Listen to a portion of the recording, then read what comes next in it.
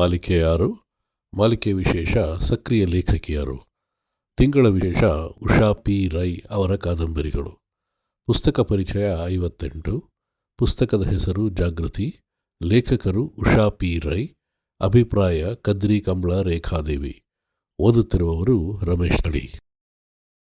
ಪ್ರಸ್ತುತ ಸಮಾಜದಲ್ಲಿ ಮಹಿಳೆಯರು ಆರ್ಥಿಕವಾಗಿ, ಸಾಮಾಜಿಕವಾಗಿ ಯಶಸ್ವಿ ಉದ್ಯಮಿಯಾಗಿ, ಪತ್ರಿಕೋದ್ಯಮಿಯಾಗಿ, ವೈದ್ಯೆಯಾಗಿ, ಶಿಕ್ಷಕಿಯಾಗಿ, ಲೇಖಕಿಯಾಗಿ, ರಾಜಕಾರಣಿಯಾಗಿ, ಸೈನ್ಯ, ಪೊಲೀಸ್, ಬ್ಯಾಂಕಿಂಗ್ ಸೇರಿದಂತೆ ಎಲ್ಲ ಕ್ಷೇತ್ರಗಳಲ್ಲೂ ಸ್ವಾವಲಂಬಿ ಜೀವನವನ್ನು ನಡೆಸುತ್ತಿರುವುದನ್ನು ನಾವಿಂದು ಕಾಣುತ್ತಿದ್ದೇವೆ.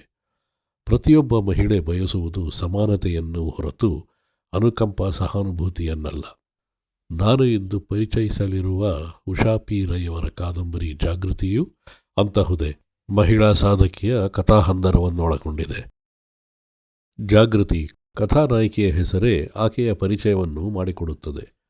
ಆದರ್ಶವಾದಿ, ಛಲಗಾತಿ, ಉತ್ಸಾಹದ ಚಿಲುಮೆ, ಪುರುಷರಿಗೆ ಸರಿಸಮನಾಗಿ ಬೆಳೆದು ಬದುಕನ್ನು ದಿಟ್ಟತನದಿಂದ ಎದುರಿಸಿದ್ದ ಹೆಣ್ಣಾಗಿದ್ದಾಳೆ. ಕಾದಂಬರಿ ಓದುವಾಗ ಈ ಶತಮಾನದ ಮಾದರಿ ಹೆಣ್ಣು, ಸ್ವಾಭಿಮಾನದ ಸಾಹಸಿ ಹೆಣ್ಣು ಹಾಡಿನ ಸಾಲುಗಳು ನೆನಪಾಗುತ್ತವೆ.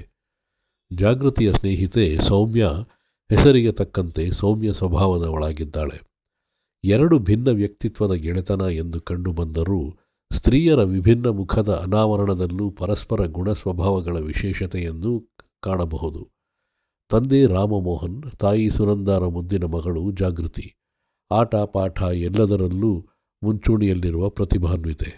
ಭಾಷಣ ಚರ್ಚೆಗಳಲ್ಲಿ ಮೊದಲಿಗಳಾಗಿ ಕರಾಟೆ ಪ್ರವೀಣೆಯಾದ ಜಾಗೃತಿ IPS ಪರೀಕ್ಷೆ ಬರೆದು ಪೊಲೀಸ್ ಅಧಿಕಾರಿಯಾಗಬೇಕೆಂಬ ಗುರಿ ಹೊಂದಿರುವುದು ಅಮ್ಮನಿಗೆ ಇಷ್ಟವಿರುವುದಿಲ್ಲ.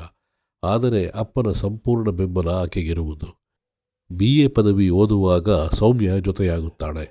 ಜಾಗೃತಿ ಸದಾ ಸ್ನೇಹಿತೆಗೆ ಬೆಂಗಾವಲಾಗಿರುತ್ತಾಳೆ.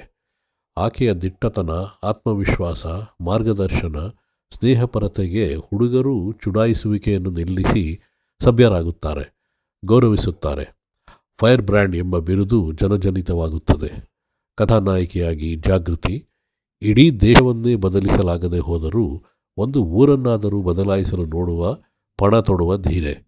ವರದಕ್ಷಿಣೆಗೆ ಬಲಿಯಾಗಿ ಗಂಡನಿಂದ ದೂರಾಗಿ ಪದವಿ ತರಗತಿಗೆ ಸೇರಿದ ಕಾವ್ಯಾಳ ಕರಾಳ ಕಥೆಯನ್ನು ಅರಿತಾಗ ವರದಕ್ಷಿಣೆ ವಿರುದ್ಧ ಹೋರಾಡುವ ದೃಢ ನಿರ್ಧಾರ ಮಾಡುವಾಕೆ.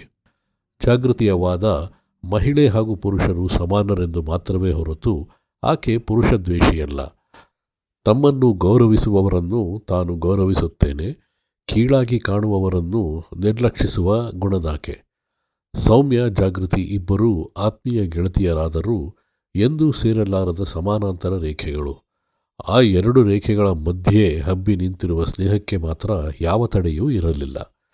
MAಯಲ್ಲಿ ಚಿನ್ನದ ಪದಕ ಪಡೆದು UPSC ಪರೀಕ್ಷೆ ಬರೆದು ದೇಶಕ್ಕೆ ಮೊದಲಿಗಳಾಗಿ ಆಯ್ಕೆಯಾಗುತ್ತಾಳೆ. ಹೆಂಡತಿಯಾಗಿ, ತಾಯಿಯಾಗಿ, ಸಂಪೂರ್ಣ ಹೆಂಗಸಾಗಿ ಪರಿವರ್ತಿತಳಾಗದೆ ಹೋದರೂ ಸಕಲ ವಿದ್ಯಾ ಅನುಭವ ಪಾರಂಗತಳಾಗಿ ಒಬ್ಬ ದಕ್ಷ ಪೊಲೀಸ್ ಅಧಿಕಾರಿಯಾಗಿ ಗಮನ ಸೆಳೆಯುತ್ತಾಳೆ. ಸೌಮ್ಯಾಳಿಂದ ಎಚ್ಚರಗೊಂಡ ತಾಯ್ತನದ ಪ್ರೀತಿ ಜಾಗೃತಿಯಲ್ಲಿ ಜಾಗೃತವಾಗಿ, ಆಕೆಯಲ್ಲಿನ ಒರಟುತನ ಮಾಯವಾಗಿ ತಾಯ್ತನದ ಮೃದುತ್ವದೆಡೆಗೆ ಹರಿಯುತ್ತದೆ. ಉನ್ನತ ಪದವಿಗೇರುತ್ತಾ ಇನ್ಸ್ಪೆಕ್ಟರ್ ಜನರಲ್ ಆಫ್ ಪೊಲೀಸ್ ಹುದ್ದೆಗೇರಿದರೂ ಯಾವುದೇ ರಾಜಕೀಯ ಒತ್ತಡಗಳಿಗೆ ಮಣಿಯದ ದಿಟ್ಟತನ.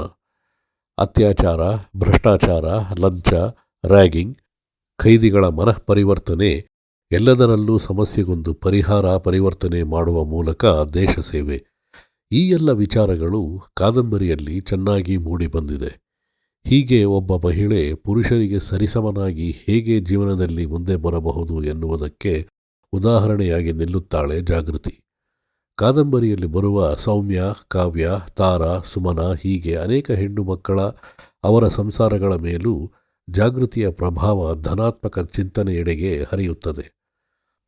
ಮಹಿಳಾ ದಿನಾಚರಣೆಗೆ ಈ ಪುಸ್ತಕದ ಮೂಲಕ ಲೇಖಕಿಯವರು ತಮ್ಮ ಕೊಡುಗೆಯನ್ನು ನೀಡಿದ್ದಾರೆ ಎಂದು ಹೇಳಬಹುದು. ಒಂದೊಳ್ಳೆ ಸ್ಫೂರ್ತಿದಾಯಕ ಓದು. ಒಮ್ಮೆ ನೀವು ಓದಿ ನೋಡಿ. ಧನ್ಯವಾದಗಳು.